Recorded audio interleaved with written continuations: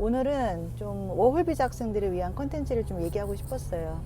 현지에서 제 유튜브 보고 있는 학생분들 아마 있을 거예요. 이렇게 워킹홀리데이 비자로 일하면서 저한테 제 유튜브를 보고 연락 주시는 분이 있을 거예요. 또는 한국에서 지금 현재 직장생활 하고 있는 분들, 직장생활 하고 있는데 뭔가 새로운 걸 도전을 해볼까 이런 분들, 또는 지금 대학을 다니고 있어요. 2년제, 3년제 다니고 있는데 뭔가 내가 지금 상황에서 도전을 한번 해볼까 이런 분들이 제 유튜브를 보고 희망을 얻고 좀 에너지를 얻었으면 하는 바람입니다. 저도 아침마다 항상 고민해요. 내가 이렇게 끊임없는 도전을 하면서 이렇게 살아왔는데 이것이 과연 맞는 건가, 힘들다라는 생각 정말 많이 하거든요. 근데 그 뒤에 오는 열매가 반드시 있습니다, 여러분.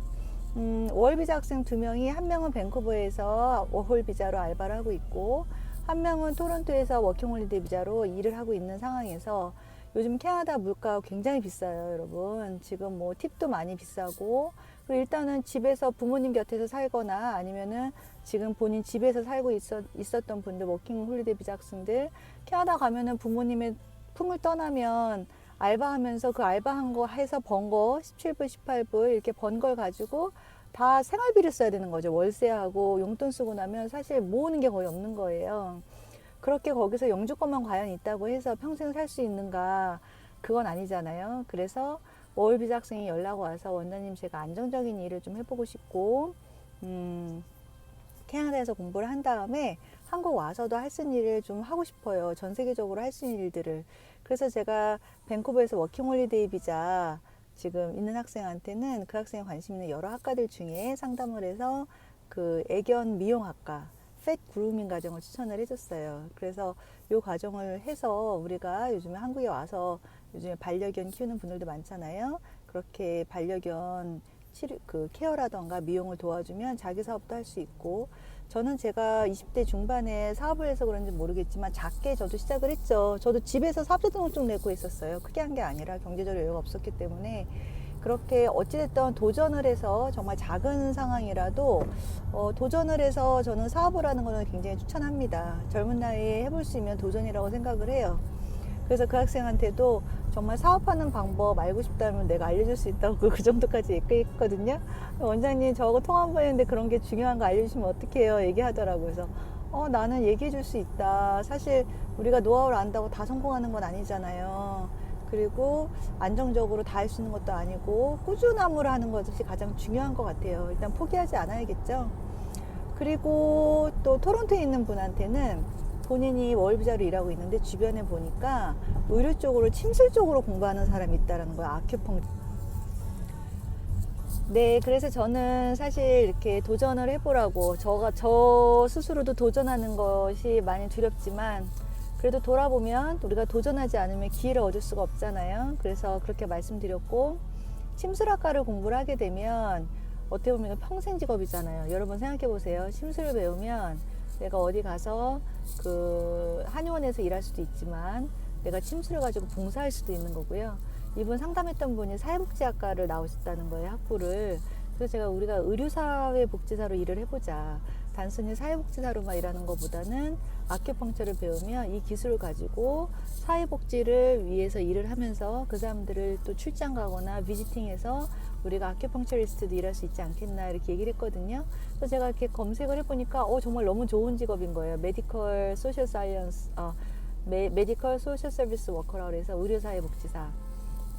정말 좋은 것 같고, 앞으로 미래 시대에는 우리가 모르는 직업들이, 융합된 직업들이 계속 나올 거란 말이에요. 그래서 제가 사실은 매일 거의 1시간 정도 이상은 캐나다에 있는 직업이라던가 캐나다의 컬리지에서 새롭게 나오는 직업들을 많이 공부하고 있어요. 그래서 그 직업들을 안내해 주는 거를 굉장히 보람을 느끼고, 제가 나중에 기회가 됐을 때 이 사례들을 다 모아서 현지에서 취업을 한 분들의 사례들을 모아서 그거로 책을 내고 싶다고 얘기를 하거든요. 그래서 요즘에 상담할 때는 꼭 이런 특별한 학과들을 나온 학생들한테 앞으로 나중에 잘 취업할 때까지 내가 좋은 조언이랑 어드바이스 해줄 테니까 열심히 해서 우리가 많은 사람들한테 좋은 영향력을 줬으면 좋겠다. 다양한 직업들을 가지고 캐나다에서 살 수 있다는 거를 우리가 좀 보여주면 좋겠다. 이런 얘기를 했거든요. 그리고 또 하나 상담한 사례. 제가 이제 상담이 정말 많이 들어와요. 유튜브나 블로그를 보고. 어제 상담한 거로는 이거를 또 얘기해 드리고 싶었어요. 부부가 가시는 거예요. 부부가 가면은 저는 이제 상담을 하면서 어떻게 하면 가장 좋은 방향으로 좋은 제가 아는 지식이긴 하지만 제가 아는 경험과 지식에 한해서 가장 좋은 방법이 뭘까를 많이 고민을 하거든요, 사실은.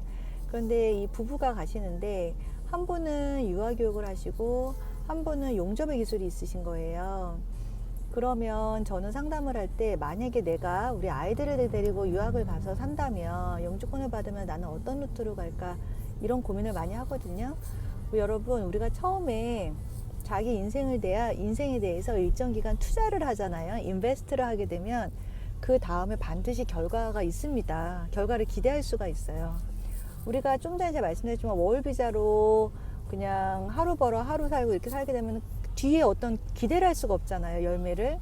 그런데 내가 1년에 학비를 1,700만 원 내고 투자를 하면 이 투자된 기술을 가지고 내가 1년을 더 벌 수 있다고 생각하시면 어떨까요? 우리가 100세 시대에 내가 전문직으로 일을 할 수 있는 시간이 늘어난다 생각하면 1년에 1,700만 원 투자해서 내가 1,700만 원만 벌겠어요? 일을 할 수 있는 기간이 1년, 2년, 3년 더 늘어날 거 아니에요. 이렇게 우리가 좀 확장해서 생각해 보자고 저는 조언하고 있어요. 그래서 그 부부, 두 분의 부부한테도 뭐라고 얘기했냐면 내년이나 후년에 가신다고 하시길래 그러면 그 전에 한국에서 영어 공부를 하시는데 영어도 내가 어떻게 공부하는지 알려드릴 수 있고 제가 가이드 드리는 거 솔직히 검증된 프로그램이기 때문에 제가 말씀드린 대로 꼭 영어 공부를 해보세요 라고 말씀을 드렸고요. 그 다음에 우리가 캐나다를 가면 앞으로 1년 뒤에 가시는 거니까 영어를 하고 가게 되면 현지에 가서 본과를 바로 입학할 수가 있겠죠. 본과를 한 명은 2년짜리를 가시라고 말씀드렸고요. 한 명은 1년짜리를 가라고 말씀드렸어요. 요 2년도 빨리 하시게 되면 속성으로 1년 4개월을 마칠 수 있고요. 요 1년짜리 하기도 8개월에 마칠 수 있습니다. 자, 이렇게 영어를 하고 캐나다에 도착을 하시면 도착하면서부터 알바를 할 수가 있어요. 팔타임 24시간 일할 수 있고요. 졸업을 하면 무조건 오픈 취업 비자가 2년 하기를 하신 분들은 3년 취업 비자, 1년 하기 하신 분들은 1년 취업 비자가 나옵니다. 그럼 딱 생각을 할 때 이분들은 둘이 공부하면 원장님 돈이 많이 들잖아요. 돈에 이렇게 포커스가 맞춰져 있는 거예요. 저는 사실 많이 읽었던 책 중에 좋아했던 책 중에 시크릿이라는 책이랑 부자 아빠 가난한 아빠 이것도 많이 예전에 즐겁게 봤는데 인생을 좀 이렇게 넓은 관점으로 봤으면 좋겠다는 생각이에요.